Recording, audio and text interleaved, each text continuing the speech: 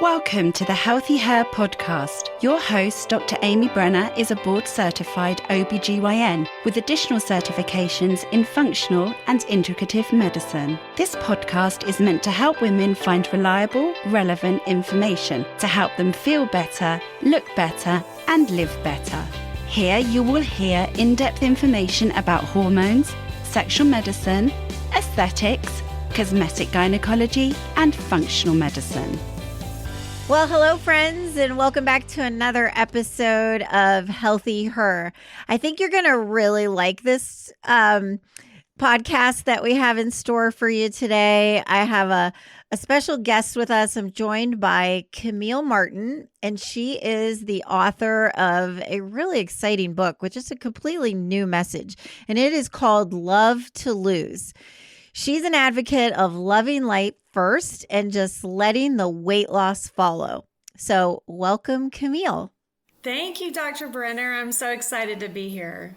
Yeah, thanks for joining us. And I've listened to you talk on other podcasts, and I'm really excited for everybody to hear the message that you have to say, because it's coming at weight loss from a completely different angle. But I always like to get a little bit of background of how did you end up where you are today? Yeah. Okay. Well, just like anybody's story, it was a long time in the making, but basically I started dieting when I was 12 years old, which is really, really early. Yeah. And you know, I don't think I'm really alone in that. A lot of people that I know who are friends of mine or who I've just met have been dieting literally for most of their lives. So, I started really early dieting, failing, feeling really self-conscious about the way that I looked. But the crazy thing, which is I think what is common with most people, is that I spent almost 25 years of my life trying to lose the same 10 pounds, you know, like, so you lose it, you gain it, lose it, gain it. And it's just absurd. And there was a lot more that went into my story. I had an eating disorder. I'm an emotional eater, and I say that I still am because I still struggle with those tendencies. But I feel like women who eat emotionally, we've trained ourselves to do this. And so the problem as that relates to dieting is that when we go on a diet, which requires so much willpower that it's not sustainable, when we feel that massive resistance, we go back to our emotional eating tendencies because that's what we've trained ourselves to do to feel better. And then the weight comes back. So you diet, you fail, and then your self-confidence just keeps getting chipped out lower and lower. And so through my own story of finally just hitting rock bottom with dieting and saying, I can't do this anymore, I quit and then started really, just waking up every day and saying, what do I want to do today? And I started to really enjoy my life more and feel peaceful about, I wasn't consumed with how many calories I was eating or what I wasn't supposed to eat, or beating myself up if I was supposed to have some, kick-ass workout and I skipped it. So all of a sudden I felt peaceful, I felt relaxed and happy. And so I shifted all of that energy into things that made me feel good and that made my life better and happier. And as a result of that, the weight started to just come off sort of on its own without me really trying. So, and so the book, I've figured out also, it's a simple way to say it, love your life and lose the weight. There's obviously more involved in that, but I did figure out specific strategies on how to change your habits systematically, change the way you think at the same time, and both of those really come together to give you exponential results. And so that's what I teach in the book, is the exact method on how to do that, with also goal setting thrown in, setting a bigger goal that has nothing to do with what you look like or how much you weigh. And then all of that enthusiasm and positive change just infuses itself into the process, and it really just amplifies it. So, yeah. I think if anybody was listening to your story, if they could just wake up and say, okay, I have a new attitude about food, I think pretty much every woman listening to this would say, yeah, sign me up. I want that. So, Yeah, definitely. but going back to your story, like starting at like my heart just sank of hearing somebody that they started dieting at age 12. Like, Yeah.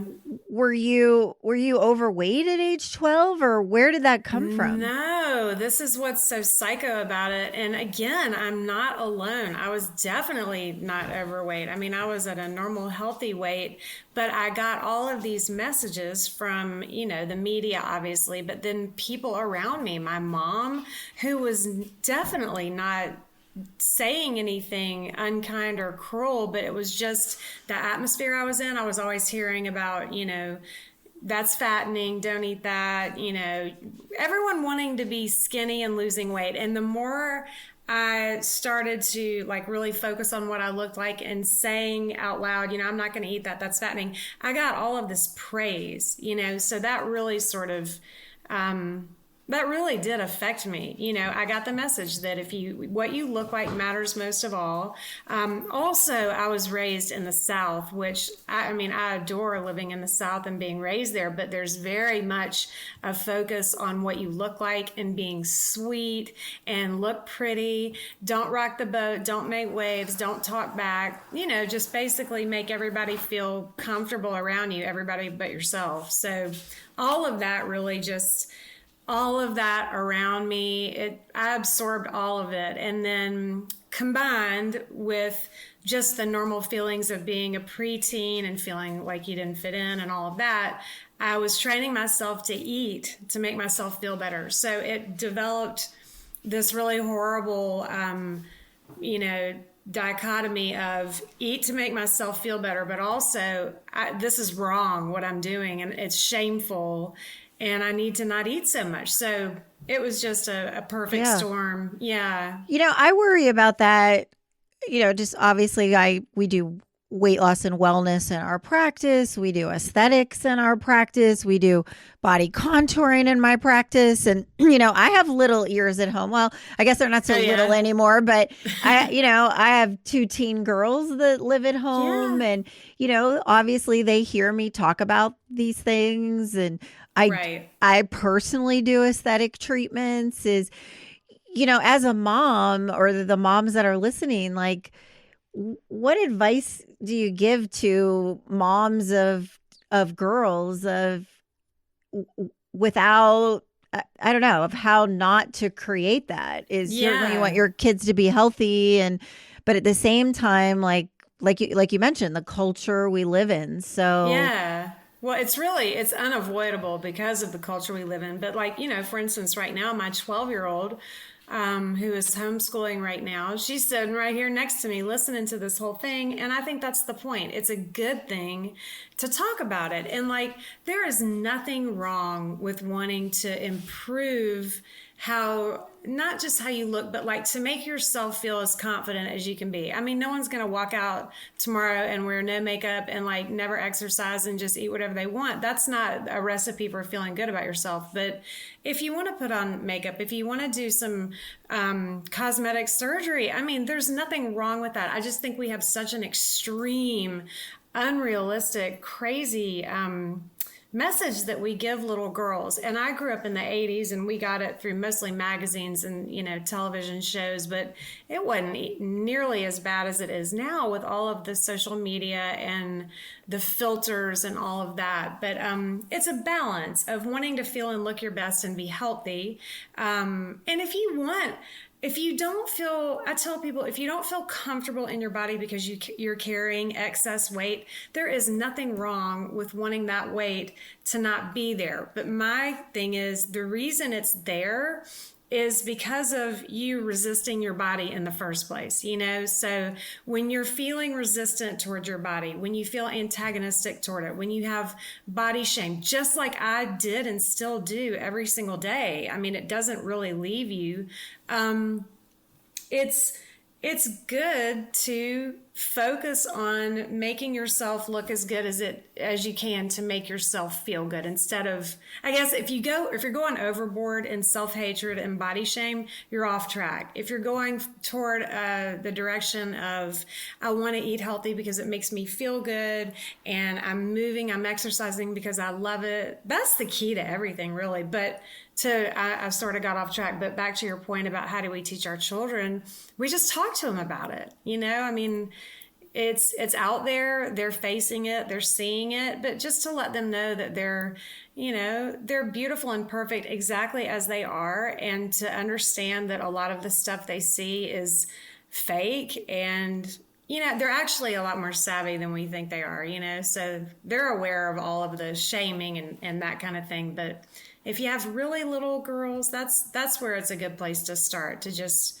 reinforce that you can do anything you want to do in your life. You can be anyone. It's not just about what you look like. Yeah. I think it's hard to be a parent these days of, these teenagers are on Instagram and Snapchat and seeing all the things that we see there of aesthetic treatments. And, I've tried with my kids not to, to have it be more about health and, put some vegetables on your plate, and absolutely let's make some healthy choices. And,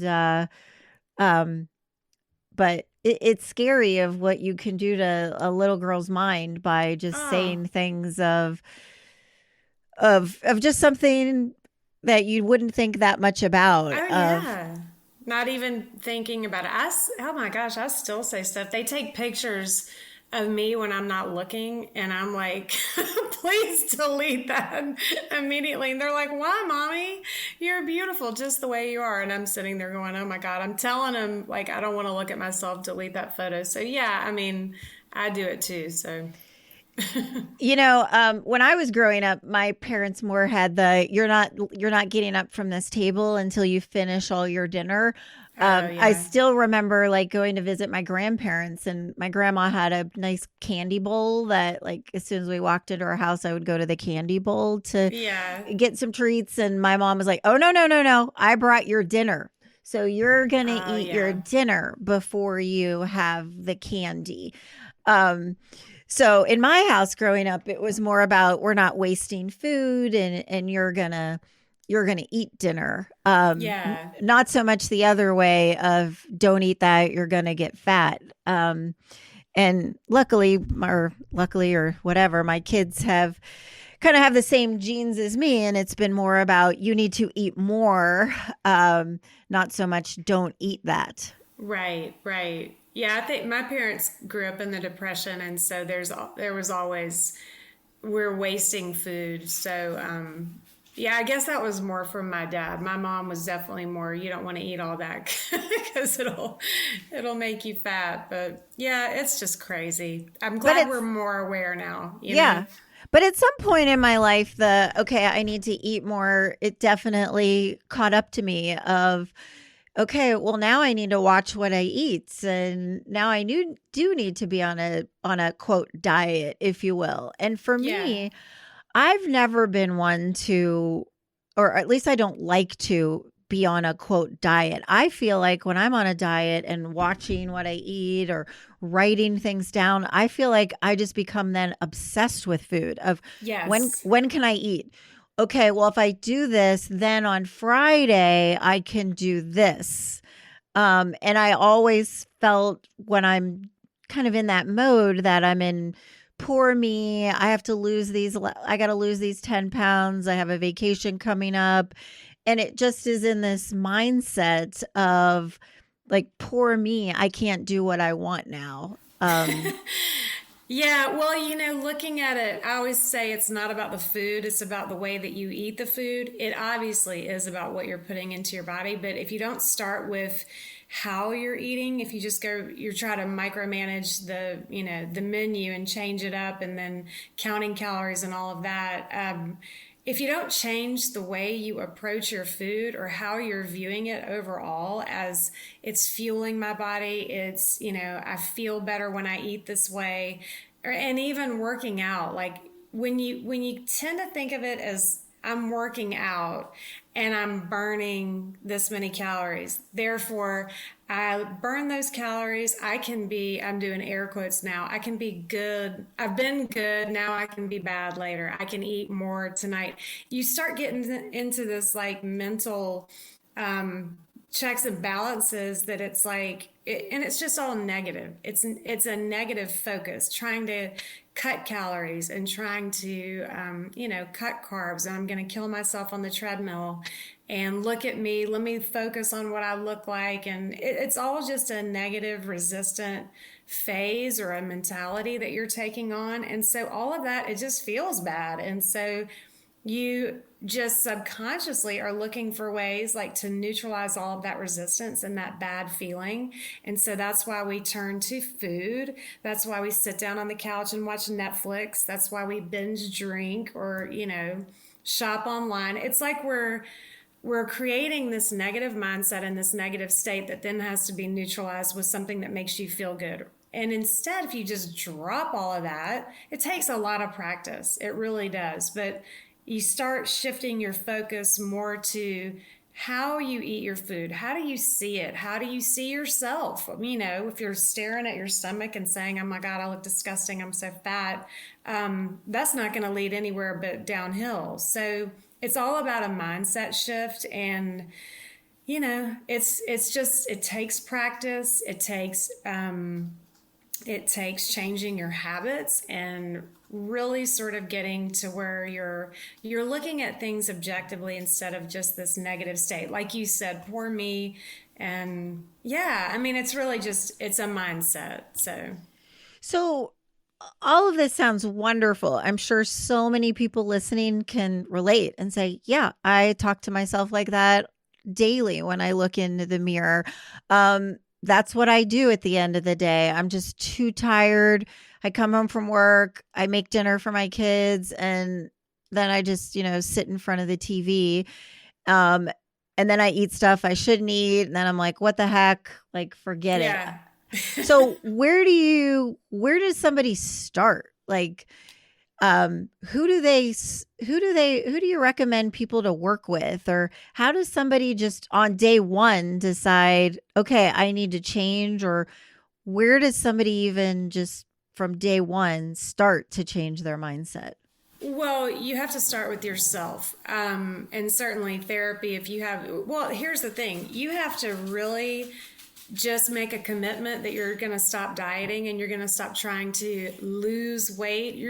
You're going to shift your mindset to, I love myself enough to give myself a quality of life that I deserve to have. And part of that does include having a healthy body.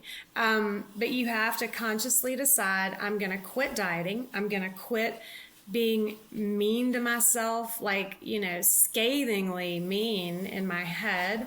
Part of the mindset shift is I'm going to start right where I am today and accept that this is a lifetime journey and that I'm going to take 2 steps forward and maybe 1 step back, but that's okay. I'm committed. So this is not for 30 days and you're not trying to lose weight. This is for the rest of your life, and trust that your body will evolve to match your new mindset. So you have to start there. And then the next thing I would do is you need to sit down and get a journal, preferably, and start really thinking about how am I using food in a way that is not working for me? When you do things like sit down on the couch and turn on Netflix with a carton of ice cream and you are eating it, and then 30 minutes later you're like, what happened? I don't even know how all that ice cream just disappeared.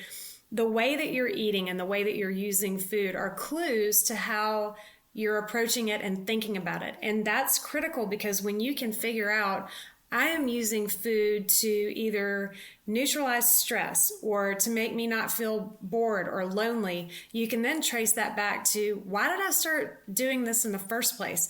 And that's important, because when you can see the connection of why you started doing this and when you did, you can release all of that shame that we are associating with feeling like out of control and I just can't stop eating and what is wrong with me? There's nothing wrong with you. You're not out of control. You're not a bad person. And it's not that you don't have enough willpower.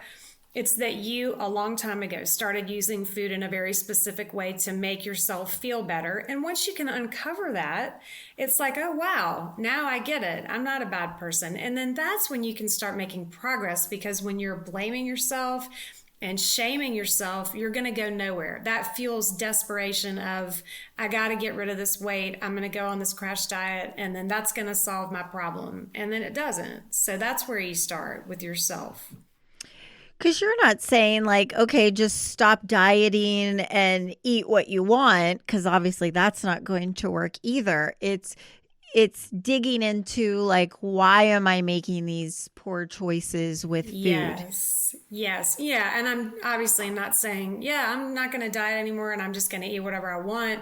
The first is stop dieting for sure. They don't work. None of them work. And then say, why am I using food this way? And then when you start looking at actually the foods that you're choosing and why you're choosing them, and they're making you feel temporarily better, you can start with your habits, like the foods that you choose, for example, and then just start making these teeny tiny small changes. Like, for example, if your habit is to sit down in front of Netflix at the end of the day and eat ice cream, I always tell people, pick like 7 to 10 teeny tiny modifications you could make to that habit. I don't ever tell anybody, stop doing that and start doing this. Go sit outside and journal instead. That doesn't work. It's an entrenched habit.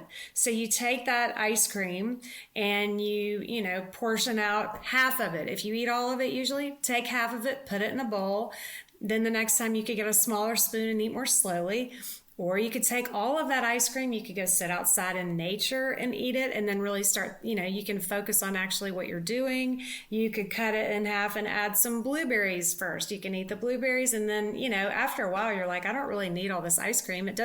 You're looking for the thoughts that you're having while you're engaging in this habit by paying attention instead of doing that zone out thing. So when you identify the thoughts you're having and you're making tiny modifications to the habit at the same time, it's so much easier to change the habit. And once you change one habit, you tackle another one and another and another.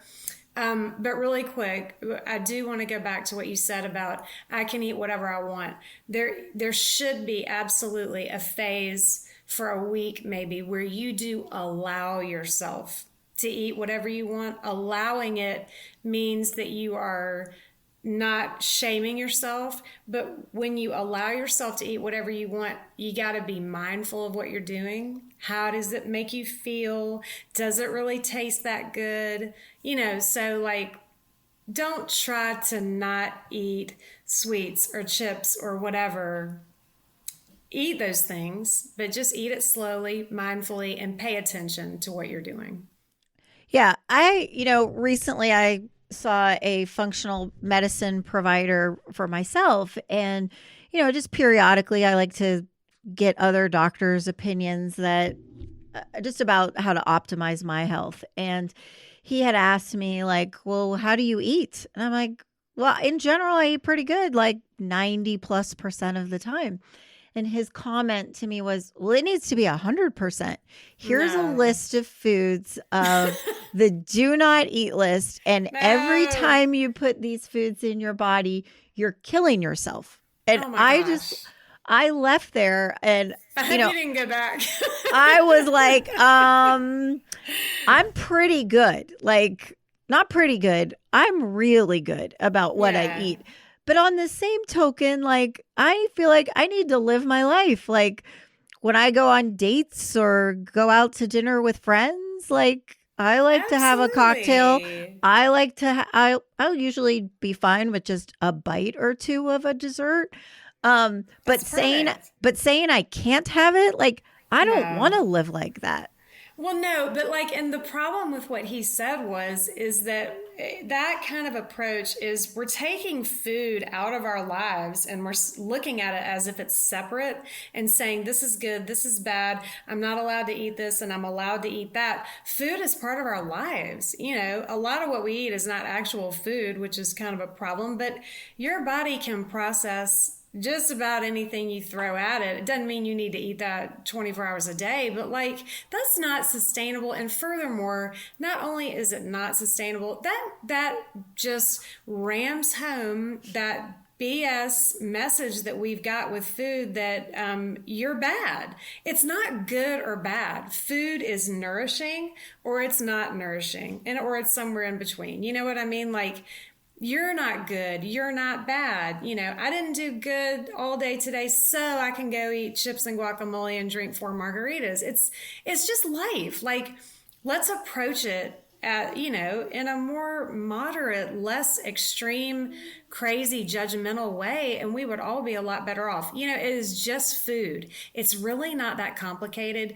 We all know what's good for us. You know, like we know if we shop in the produce section, we're going to be a lot better off than if we don't. So just do the best you can most days. You know, do the best you can every day. And if the best you can do today is, I really do. I want some ice cream. I want to have a slice of cake after dinner. So what? Go have it. And let's just move on, you know? Yeah, I think sometimes hearing this message is you don't have to be, quote, good all the time but on the flip side, I just got back from a 2-week spring break with my kids that have different spring breaks, and there's eating out all the time. And like I know that after coming back from that, I'm like, oh, I just don't feel good. Like I do not want to go out to eat for a long time. Like I want to go to the grocery store and cook food.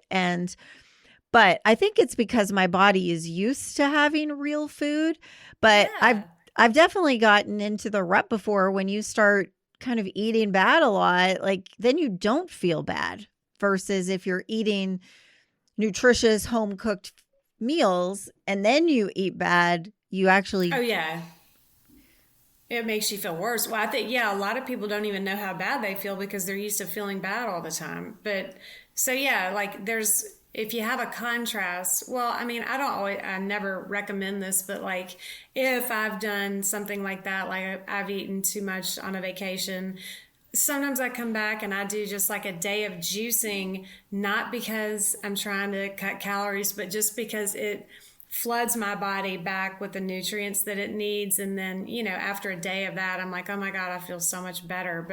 But yeah, I think the critical piece here is that you're not being good or bad. You are living.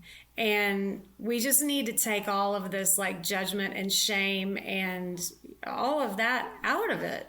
I'm about to go on spring break next week with my kids, and I always have that little demon in my head because I've, spent 52 years of my life doing this, but oh my God, I got to be good. I'm going to try to, I'm not going to eat anything on the plane. And as soon as I hear all of that nonsense start in my head, I just pull back and go, okay, I know that's not a healthy attitude. I am going to go on this vacation with my children and have a spirit of moderation. I'm going to get up and go for a walk in New Orleans and just see the city. And that's my workout. And I'm going to enjoy having probably a dessert with my kids and share it with them. I don't need to go on my vacation and say, woohoo, I can't wait to blow it out for an entire week and then come home. Yeah, you just it doesn't need to be moderately. A free-for-all, but you still need to enjoy yourself. Yes. Let's quit with all the extremes, That's how I feel.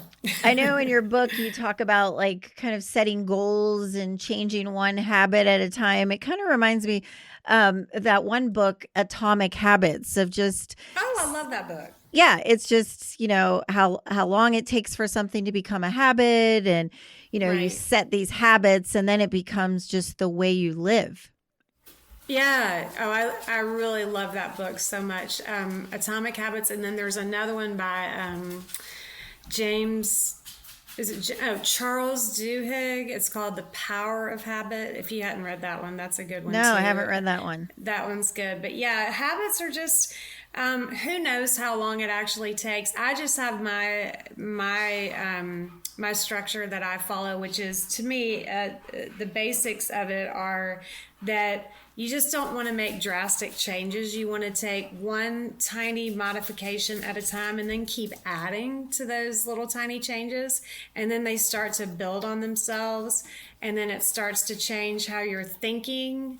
And then once you change how you think and you have different thoughts, then your actions are easier to change. So, habits. I think to summarize what you're saying blocks. is being successful at little things, and then you feel successful instead of feeling like a failure.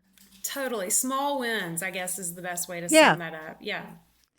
So can people work with you? And if so, how can people find you?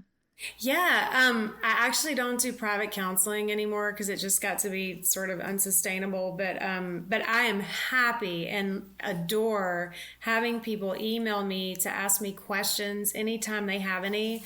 So my website is CamilleMartinRD.com, and you can find all my social media handles there. And I've got almost now 4 years of blog posts organized into categories if you want to dive in there and just check it out. But yeah, my email's on my website.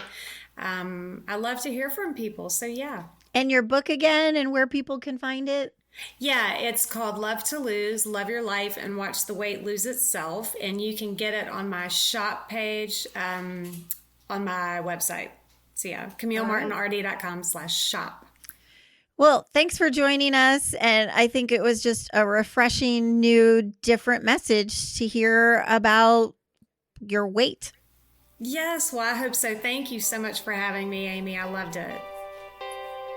Thank you for listening to this episode of HealthiHer. You can find us on Instagram, Facebook, and the web. Go to www.dramybrenner.com to learn more. This podcast is for general information only and does not constitute as medical advice, the practice of medicine, nursing, or other healthcare services. No patient-physician relationship is formed. The information in the podcast and any references, material, or links are at the sole discretion of the listener and not meant to be a substitute for professional medical advice, diagnosis, or treatment. Listeners should not delay or disregard obtaining medical advice for any medical issues or diagnoses that they may have, and should seek medical advice from their healthcare provider for any such conditions.